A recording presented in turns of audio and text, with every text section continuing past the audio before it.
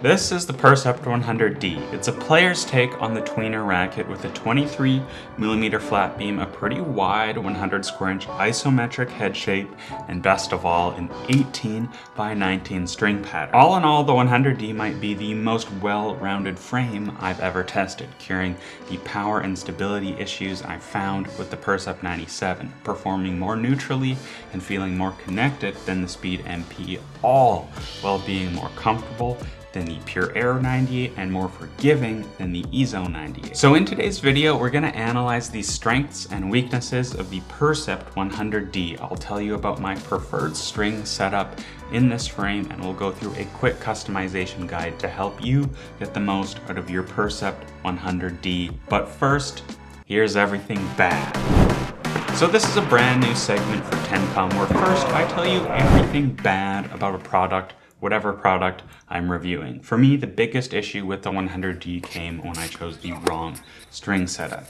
Overly muted or soft strings like Toroline Wasabi, Toro Toro, they exaggerate the flex of this frame and create a really disconnected and mushy feel. While Servo Filter is definitely an improvement over VDM for the Percept line, there's no doubt that there's a bit of an artificial feeling flex and a lot of dampening in this 100D. You can feel that Yonex has done everything they can to make the Percept as stable as possible with this box-ish beam, all while maximizing ball pocketing and comfort for their control line. The wrong string setup, especially when this racket is used in stock 4, makes the racket really feel too noodly. You lose that punch and the frame doesn't feel like it's redirecting any energy into the court. It's all like being absorbed into the flex of the frame, mostly in the throat, resulting in slow fluffers that your opponent will happily gobble up. But beyond everything bad, honestly, the Percept 100D is pretty good.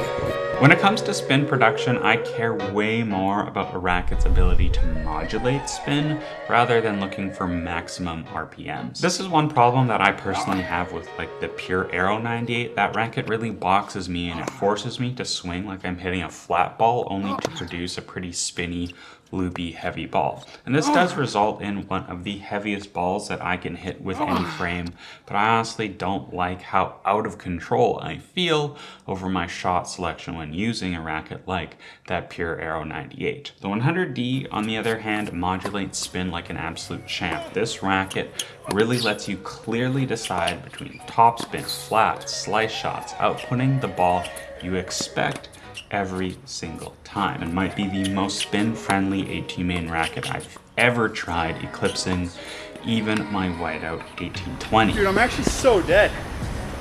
I'm so tired. What the fuck is wrong with me? And the width of the head shape this way reminds me a lot of the Gravity series. It provides a really wide or tall spin window so you can really brush up the back of the ball with ease. As you might expect from an 1819 pattern like this, the control on the 100D is absolutely excellent. While I did lose a lot of control when I was going for those strings that were just too soft, going for something firmer like this kept everything in check. Changing direction on my two-handed backhand felt effortless and predictable, making the 100D one of my favorite rackets on the market off the backhand wing. The string bed is quite predictable. There's very little hoop flex. That was one of the big updates for the Percepts when they were revamped last year, and taking returns early is just super easy. You get rewarded with really strong depth control and it's easy to redirect pace. I even felt dialed in on my forehand up the line, a shot that just doesn't come that naturally to me, but it's a shot that really defines whether or not I can play well long term with any frame. Power is definitely one of the weaker aspects on the 100D. It's not that it's super low powered necessarily, but a 320 swing weight is never going to be that punchy. It's way below what I'm personally used to. Like when I began testing this 100D, I was using my 1820 whiteout at a 330 swing weight, and I have since switched to a way more powerful setup, a 338 swing weight Pure Aero Rafa. So in stock form, I'm definitely gonna find this racket to be a bit wimpy. Court penetration for me with any 320 swing weight frame is just not gonna come that easily. Once I did spec up this 100D, I was way more comfortable finding regular depth and heaviness into the court. That plus the beam is medium thick at 23 mil.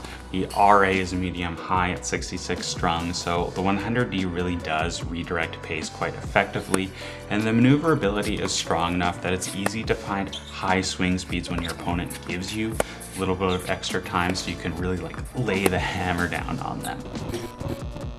So the stability is pretty outstanding in stock form. This was my biggest complaint with the Percept 97. It's a problem that I have with the EZO 98 as well, and I'm really happy to say that Yonex has done a great job managing the power to stability ratio. Even in stock form, the stiffened head shape resists bending pretty well, especially with the right string setup. The combination of that dense pattern, the large hitting surface, and solid stability makes the 100D one of my favorite rackets on the market for service returns. While torsional stability could theoretically be improved with some weight at 3 and 9, increasing the twist weight, I think anything more than stock would reduce the maneuverability too much, making spin modulation and racket head speed generation too inaccessible to the average player.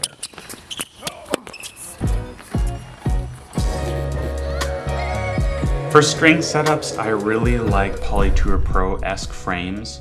Wasabi, K-pop, Toro, they were all either too soft or too muted for me to really get the most out of the 100D, and it kind of just kills what is supposed to be a decently connected feel for these percepts. Restring sync was fine, but a little uninspiring, not special feeling, and I definitely prefer a shaped string in the 100D to help facilitate spin. So far, my favorite string has definitely been Toroline Caviar. It's got a very similar overall feel to Polytour Pro, but it's 6-sided, so shaped, you get a little bit better spin, and I find the tension maintenance just way better compared to PTP. Generally, I like these kind of like slightly plasticky, more elastic feeling strings in this racket. That helps with the ball pocketing, but it's like a slightly higher pitched hitting sound. Gives you that crisper, more connected feel. That's what you get with this Caviar. I think the Nordic Dots Eco string would also really well if you want something with more power and zip through the court. True Pro Pure Rush I think would play well again, but I don't think the color would look good. I think this doesn't necessarily match. I think it looks good. Plus you get that Francis TFO aesthetic because he uses PTP, so that's mainly why I went for Caviar, to be honest. Since the ball pocketing on the 100D is so strong already, I don't think it's necessary to go to anything softer to find that connected feel. Like I think even Hyper G Soft would be one step too far. And especially since the comfort is so good on this frame as it is, I would recommend for most players to go to something medium stiff and crisper, again like Caviar, Confidential, Grapple Snake Alpha. I personally thought 48 pounds was right in the sweet spot for this frame. You could probably go lower, as low as 40 pounds depending on your preferences. I don't think you need to really go higher than probably 52 for a lot of players because you're getting so much natural control from this dense pattern. And yes, I know that Carew strings his 100D at like 60 pounds, but I think it's pretty understandable why he's 300 in the world and the rest of us are not 300 in the world. He hits way cleaner. He's a way stronger player than us. He's not a guy who's gonna run into arm or comfort issues because his technique is so clean. I think lower tensions is generally the way to go here. So customizations. In stock form, I really felt like the 100D was too light, especially for control-oriented pattern. The lack of weight creates more bending than I'd prefer, especially when facing big hitters like Ali or even Luca when he's not injured, which just hasn't been the case for like several months now. Everyone send Luca a nice message and tell him to get better soon because I want to play some tennis with that guy. So there's almost like a thin feeling to the graphite, like sometimes the flex is like bottomed out when you overstress it. When the racket is really pushed to this limit, you lose that really solid Yonex-y feel, and the racket almost feels second rate, which is another criticism I have that I forgot to mention in the Everything Bad segment. And I do kind of wonder if the graphite on these is actually thinner. Like apparently Carew's been cracking his percept, especially in the throat area, left, right, and center. For me, What really helped was adding a leather grip, adding a couple of grams up here at 12. It just transformed my experience, honestly. It turned it from like a normal feeling racket to something that's like super solid, really deals well with high ball speeds, and it almost like brings in a pro stocky H22 hitting feel. I just hit my first H22 a couple weeks ago, so I can now say something feels like an H22. Okay, I'm qualified. But even at this 333 swing weight that I've got this thing up to, spin comes easily, court penetration is absolutely heroic. I probably hit some of the hardest balls I've ever hit with any racket with this setup. Overall, the Percept 100D has got to be one of my favorite rackets on the market right now. It's an easy recommendation for players who want like a Speed Pro or a Blade 98 in a more forgiving package. I think it's a decent substitute for the pure Aero 98 if you need more comfort and control. The lower stock swing weight and much more forgiving head shape makes it totally usable for players 3.5-ish and up. If you find your Gravity Pro too demanding, this is another one you should definitely look at. It's just as comfortable approaching the net and hitting volleys as it is playing big, loopy topspin defense.